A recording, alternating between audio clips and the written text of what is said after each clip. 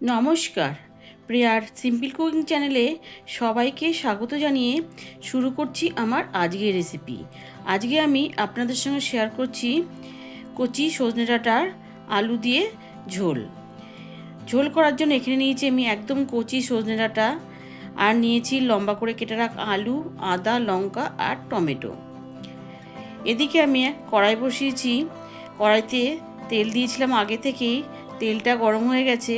তেলের মধ্যে আমি কেটে রাখা আলুগুলোকে দিয়ে দিলাম হলুদ আর দিয়ে দেবো নুন। এবার নুন হলুদ দিয়ে আলুটাকে আমি একটু প্রথমেই ভেজে নেব। আর প্রথমে যে দেখালাম আদা, লঙ্কা আর টমেটোটাকে আমি পেস্ট করে নেব, আর আদাটাকেও বেটে নেব। আলুটা একটু নাড়াচাড়া করে নিয়ে এবার আমি ঢাকা দিয়ে আলুটাকে ভাজতে দেব। দেখুন 2 মিনিট পর ঢাকা খুলে আলুটা অনেকটাই ভাজা হয়ে এসছে। আবারও আমি একটু নাড়াচাড়া দিয়ে আবারও ঢাকা দিয়ে আলুটাকে একটু ভাজতে দেবো। এইভাবে ঢাকা দিয়ে আলুটা ভাজলে আলুটা সুন্দর ভাজাও হবে, আবার ভাজতে ভাজতে আলুটা সেদ্ধও হয়ে যাবে। দেখুন আলুটা সুন্দরভাবে ভাজা হয়ে গেছে। এবার এর মধ্যে আমি দিয়ে দিলাম ডাঁটাগুলোকে। আর ডাঁটাগুলোকে আমি কিন্তু ছুলিনি, কারণ ডাঁটাগুলো একদমই কচি। ডাঁটাগুলোকে আমি একটু 2-3 মিনিট মতন ভেজে নেব। দেখুন ডাঁটাগুলো প্রায় সুন্দরভাবে আমার আলুর সাথে ভাজা হয়ে গেছে। খুব বেশি ভাজার নয়, একটু ভেজে নিলেই হয়ে যাবে। এবার আমি আলু আর ডাঁটাগুলোকে তুলে নিচ্ছি। তুলে নিয়ে ওই কড়াইতেই দিয়ে দেবো আবারও কিছুটা সর্ষের তেল। এদিকে আমি বেটে নিয়েছি মটর ডাল। এর মধ্যে দিয়েছি নুন, হলুদ আর কালো জিরে দিয়ে ভালো করে মেখে নিয়েছি।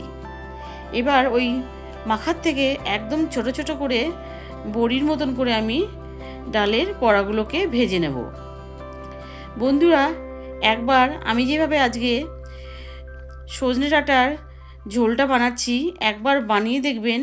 নিরামিষ দিনে গরম ভাত দিয়ে খেতে কিন্তু দুর্দান্ত লাগে।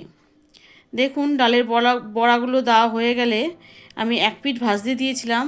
ভাজতে দিয়ে আমি 2 পিঠই ভালো করে ভেজে নিলাম। বড়াগুলো আমার ভাজা হয়ে গেছে। এবার আমি বড়াগুলোকেও তুলে নিচ্ছি।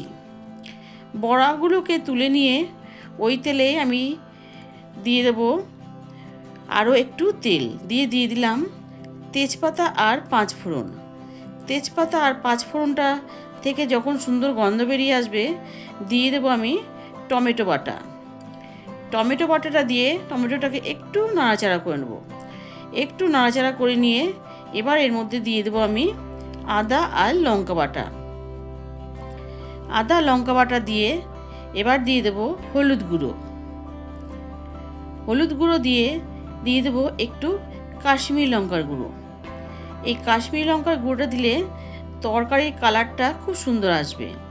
দিয়ে আমি টমেটোর সাথে আদাটাকে 2 মিনিট মতন ভেজে নিলাম বা কষিয়ে নিলাম।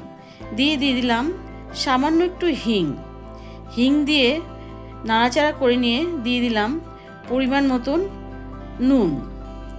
নুনটা দিয়ে একটু মিশিয়ে নিয়ে এবার আমি এর মধ্যে দিয়ে দেবো একটু জলটা দিয়ে আবারও আমি মশলাটাকে ভালো করে কষিয়ে নেব।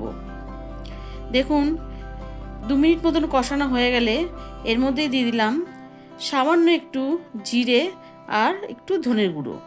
একদমই সামান্য, আপনারা দেখতে পেলেন একদম ছোট চামচ দিয়ে দিয়েছি আমি।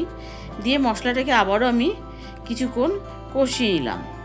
মশলাটা কষানো হয়ে গেলে এবার দিয়ে দিলাম ভেজে রাখা ডাঁটা আর আলুটা দিয়ে আবারও আমি মশলার সাথে 2 মিনিট মতন কষিয়ে নেব। দেখুন সুন্দরভাবে কষানো হয়ে গেছে। এবার এর মধ্যে আমি দিয়ে দিচ্ছি পরিমাণ মতন জল। এখানে আমি দিয়ে দিলাম বাটি দিয়ে 3 বাটি জল, কারণ এখানে একটু জল লাগবে।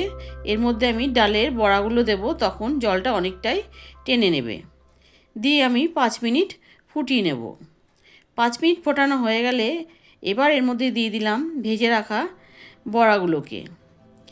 ভেজে রাখা বড়া দিয়ে দেব চিনি। চিনি দিয়ে এবার দিয়ে দিচ্ছি এর মধ্যে একটু ভাজা মশলা। এখানে আছে শুকনো লঙ্কা, জিরে আর ধনে শুকনো খোলায় ভেজে মশলা করা ছিল, সেই মশলাটা আমি দিয়ে দিলাম। দিয়ে ঢাকা দিয়ে আরও 2 মিনিট মতন রান্না করে নেব। 2 মিনিট রান্না হলেই তৈরি হয়ে যাবে সজনে ডাঁটার দারুণ সুস্বাদু ঝোল। বন্ধুরা, এই সময় সজনে ডাঁটা খাওয়া আমাদের শরীরের পক্ষে খুবই উপকারী। আপনারা একবার বানিয়ে দেখবেন, এইভাবে খেতে কিন্তু দারুণ হয়। কেমন লাগলো আমার আজকের রেসিপি অবশ্যই জানাবেন। ভালো লাগলে লাইক করবেন আর আমার চ্যানেলটিকে সাবস্ক্রাইব করে আমার পাশে থাকবেন। সুস্থ থাকবেন, ভালো থাকবেন। ধন্যবাদ।